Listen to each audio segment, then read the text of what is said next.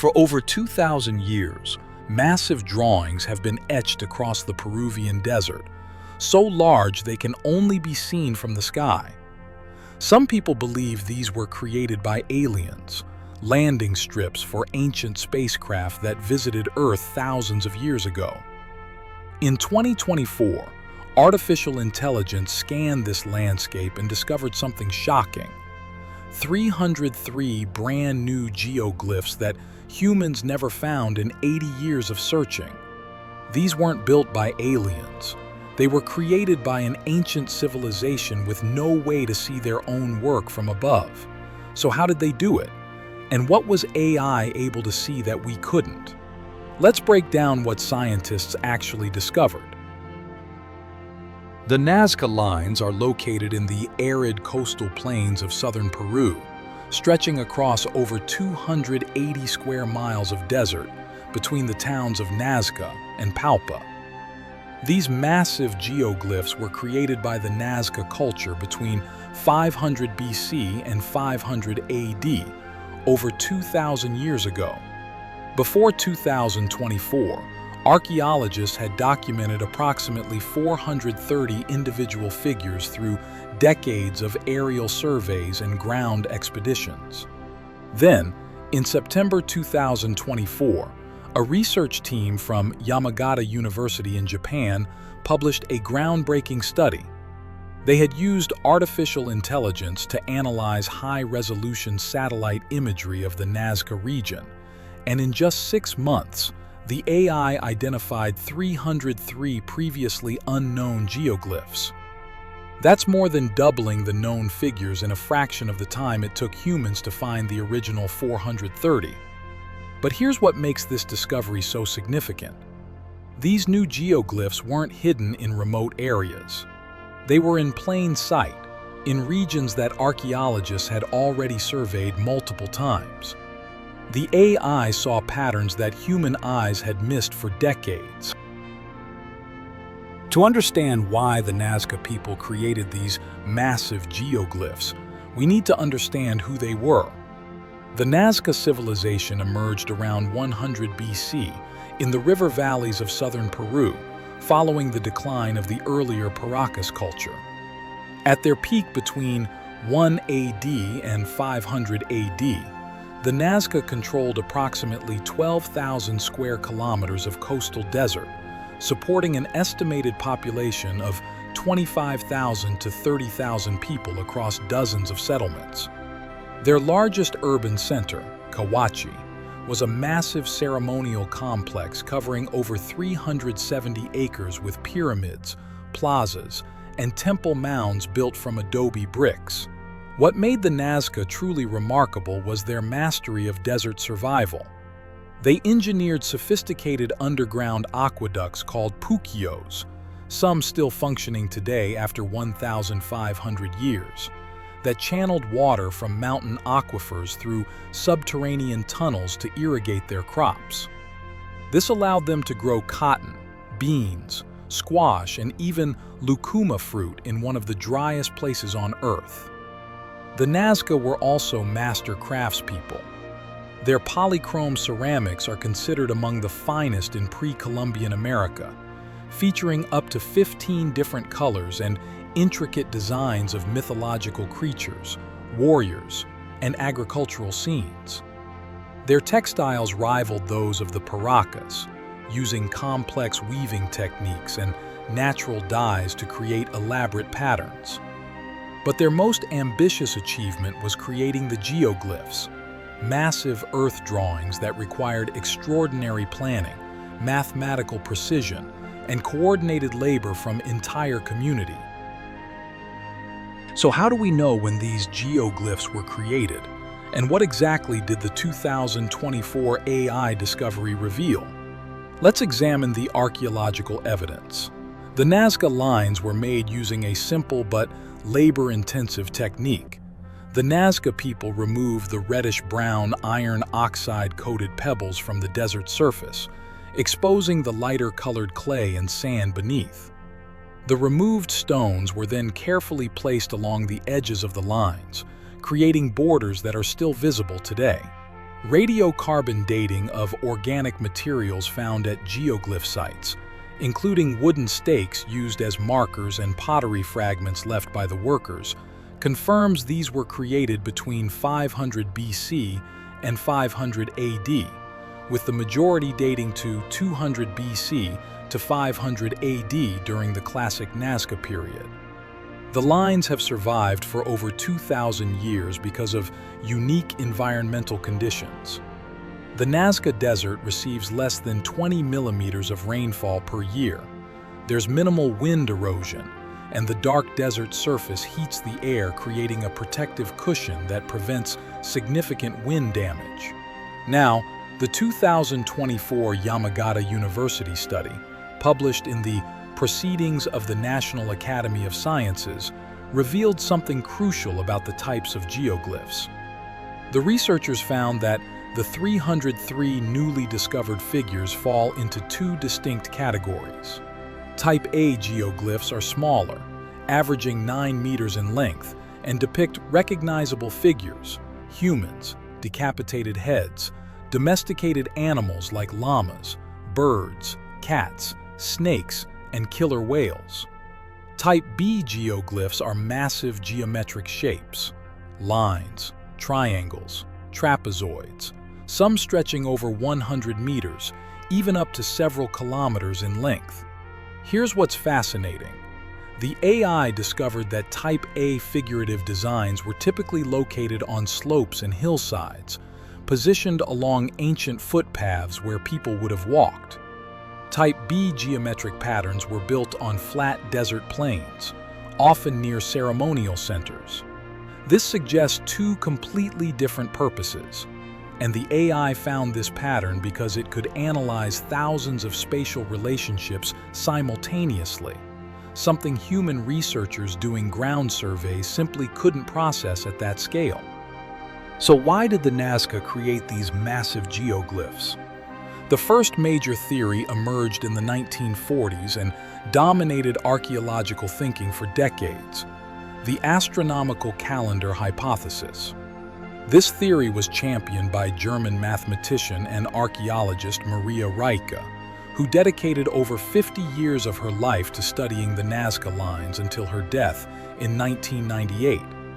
Rieke proposed that the lines functioned as a massive astronomical calendar, with specific geoglyphs aligned to celestial events like solstices, equinoxes, and the rising and setting points of important stars and constellations. Her research, conducted between 1946 and the 1990s, documented numerous alignments. For example, she identified lines that pointed toward the June solstice sunset, others toward the December solstice sunrise, and several that aligned with the Pleiades star cluster, which was significant in Andean agricultural calendars. The theory made logical sense. The Nazca were farmers dependent on seasonal rainfall patterns in one of Earth's driest deserts. An astronomical calendar would allow priests or astronomers to predict the rainy season, determine optimal planting times, and organize ceremonial activities around celestial cycles. Supporting this theory, archaeologists found that many Andean cultures, including the later Inca, used astronomical observations for agricultural planning. The Inca had structures like the Coricancha Sun Temple in Cusco with precise solar alignments, and they tracked the Pleiades to determine planting seasons. If the Inca did this in the 15th century, perhaps the Nazca pioneered these techniques 1,500 years earlier. However, this theory faces significant problems. In 1968, astronomer Gerald Hawkins conducted a comprehensive computer analysis of 93 Nazca lines, testing them against the positions of the Sun, Moon, planets, and 45 bright stars as they would have appeared between 5000 BC and 1900 AD. His conclusion was devastating to the astronomical theory. The alignments were no better than random chance. If you draw enough lines in the desert, some will inevitably point towards celestial objects purely by coincidence. Further research revealed more issues. Many of the longest, most prominent lines don't align with anything astronomically significant. The small Type A figurative geoglyphs, the ones depicting animals and humans, show no astronomical alignments whatsoever. And perhaps most problematically, if these were meant to be functional astronomical tools, why make them so large that you can't see the complete design from the ground? An astronomer needs to observe specific sight lines from fixed positions, not massive pictures visible only from the air. The second major theory, which has gained significant support since the 1980s, proposes that the Nazca Lines were ritual pathways used for religious ceremonies centered on water worship. This theory was developed by archaeologists Johann Reinhard, Anthony Aveni, and Persis Clarkson through extensive fieldwork in the 1980s and 1990s. Their research revealed something crucial.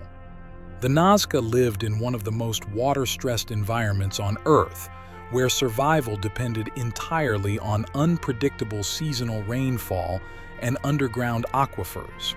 Water wasn't just important to the Nazca, it was the difference between life and death. The researchers found that many geoglyphs, particularly the large Type B geometric patterns, point toward mountain peaks and water sources. These mountains were sacred in Andean cosmology, believed to be the dwelling places of powerful deities who controlled rain and underground water. The theory suggests the lines were ceremonial walkways where processions of people would travel, making offerings to the mountain gods and conducting rituals to ensure water supply. Archaeological evidence strongly supports this interpretation. Excavations along the lines have uncovered thousands of broken pottery vessels, marine shells brought from the coast 60 kilometers away, and spondylus shells from Ecuador, over 1,500 kilometers distant, which were extremely valuable and used exclusively for the most important religious offerings. These weren't accidental deposits. They were deliberate ritual offerings placed along the pathways. Carbon dating of these materials confirms they date to the same period as the lines themselves, between 200 BC and 500 AD. Furthermore, many geoglyphs terminate at huacas, sacred mounds or platforms where larger ceremonies took place. The Type A figurative designs make particular sense in this context. Animals like llamas, killer whales, birds, and monkeys frequently appear in Nazca pottery and textiles associated with water symbolism. The killer whale, for instance, was linked to the ocean and marine resources. Birds were associated with the sky and rain. These figures positioned along walking routes would serve as markers, guides, or stations in ritual processions. The 2024 AI discovery actually strengthened this theory significantly. Remember, the AI found that Type A figurative geoglyphs were consistently located on hillsides along ancient pathways, exactly where you'd expect ritual markers for processions traveling toward mountain shrines. The Type B geometric patterns near ceremonial centers could have been gathering spaces for community rituals. However, this theory also has limitations. It doesn't fully explain why some lines are so incredibly long, several kilometers, or why certain geometric patterns seem to have no connection to water sources or mountains. It also doesn't explain why the designs needed to be so massive and visible from the air when the rituals were performed by people walking on the ground. Some scholars argue that if these were just ceremonial pathways, simple, marked trails would have been sufficient. Why invest the enormous labor required to create these elaborate, oversized designs? Recent archaeological research, particularly the 2024 AI findings, has revealed something important. We may have been asking the wrong question. Instead of searching for one single explanation for all the Nazca Lines, The evidence increasingly suggests different types of geoglyphs served completely different purposes. This is where the multi-purpose hypothesis comes in. In 2019, archaeologist Masato Sakai from Yamagata University, the same team behind the 2024 AI discovery, published research showing that the distribution patterns of geoglyphs weren't random. Type A figurative designs clustered along specific routes connecting settlements to ceremonial sites, while Type B geometric patterns concentrated near major population centers. Then the 2024 AI analysis made this pattern undeniable by mapping all 733 known geoglyphs simultaneously. Here's what complicates both previous theories. Type A and Type B geoglyphs were created using different construction techniques and appear to date to slightly different time periods. Type A figures were often made more quickly, with less precision, and many show evidence of being walked on repeatedly, consistent with the ritual pathway theory. Type B geometric shapes show meticulous planning, involve moving significantly more stone, and many show no evidence of foot traffic whatsoever. Some researchers now propose that Type B geometric patterns may have been astronomical markers or ceremonial gathering spaces as the earlier theories suggested, while Type A figures served as pilgrimage route markers for water rituals. But there's another complication the 2024 study revealed. Some geoglyphs were modified and expanded over centuries. Layer analysis shows that certain lines were retraced multiple times, with later generations adding to or altering the original designs. This suggests the purpose and meaning of the lines may have evolved over the 1,000-year period they were being created. Imagine if archaeologists 2,000 years from now found Christian churches, Islamic mosques, and Buddhist temples all in the same city and tried to explain them with a single theory. The Nazca civilization existed for a millennium. Their beliefs, practices, and uses for the geoglyphs almost certainly changed during that time. There's also the problem of scale that neither theory fully addresses. Why make designs so enormous they can only be appreciated from the air? Some scholars have proposed the sky gods hypothesis, that the Nazca created these images for deities believed to observe from above, similar to how many ancient cultures built mountaintop temples to bring offerings closer to the heavens. If the Nazca believed their mountain gods looked down from the peaks, perhaps they created massive ground images as offerings that could be seen by those divine observers. But we're still missing direct evidence. Unlike the Egyptians who left hieroglyphic texts explaining their pyramids, or the Maya who recorded their astronomical observations in codices, the Nazca left no written records explaining why they created the world's largest artwork in one of Earth's most desolate places. So what do archaeologists believe today, in 2024, with all this new evidence? The consensus has shifted significantly. Most researchers now agree that the Nazca Lines served multiple interconnected purposes, with the ritual pathway theory having the strongest archaeological support, but acknowledging astronomical and ceremonial elements as well. The 2024 Yamagata University AI study, published in September in the Proceedings of the National Academy of Sciences, represents the most comprehensive analysis ever conducted.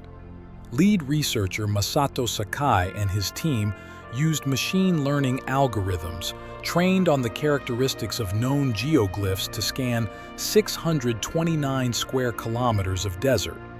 The AI processed high-resolution aerial imagery at a scale impossible for human researchers, identifying subtle variations in ground coloration and texture that indicate ancient stone removal. What makes this discovery revolutionary is the speed and pattern recognition. What took human archaeologists 80 years to find, 430 geoglyphs, The AI found 303 more in just 6 months of analysis. But more importantly, the AI revealed spatial patterns that confirm the multi-purpose hypothesis. Type A figurative geoglyphs consistently appear on hillsides with slopes between 5 and 15 degrees, positioned along ancient footpaths connecting valleys to higher elevations.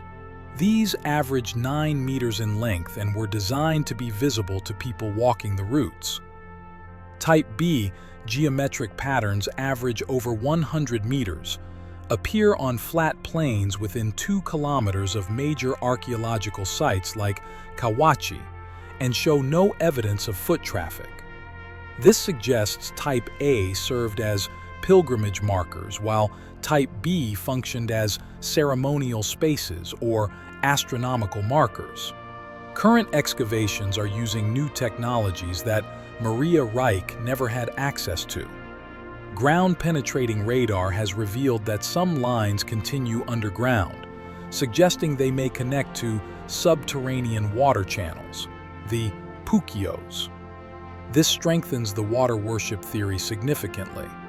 In 2022, researchers used drone-mounted LiDAR technology to map the Palpa region adjacent to Nazca, discovering 168 previously unknown geoglyphs in areas obscured by sand accumulation. These new figures include entirely new designs: warriors holding clubs, orcas with human-like faces, and abstract geometric patterns never seen before. DNA analysis of organic material found at geoglyph sites is providing insights into who actually created these lines. A 2023 study published in the Journal of Archaeological Science analyzed ancient DNA from pottery fragments and discovered that people from multiple Nazca settlements contributed to the construction, suggesting these were community-wide projects, not the work of a specialized priest class. Isotope analysis of human remains found near the lines shows these individuals came from across the Nazca territory and beyond, confirming the pilgrimage theory. The current archaeological debate isn't about whether the line served religious purposes, that's now widely accepted, but about understanding the specific rituals performed and how practices evolved over the 1,000 years of geoglyph creation.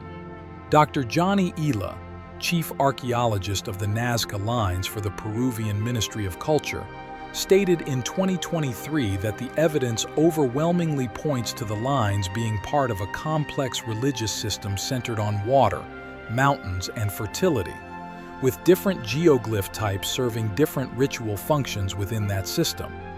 The 2024 AI discovery has also changed preservation efforts. Now that we know there are potentially hundreds more undiscovered geoglyphs, the Peruvian government is using AI scanning to identify vulnerable sites before they're damaged by development or climate change. In 2024 alone, 12 newly discovered geoglyphs were found directly in the path of planned highway expansion and have now been protected.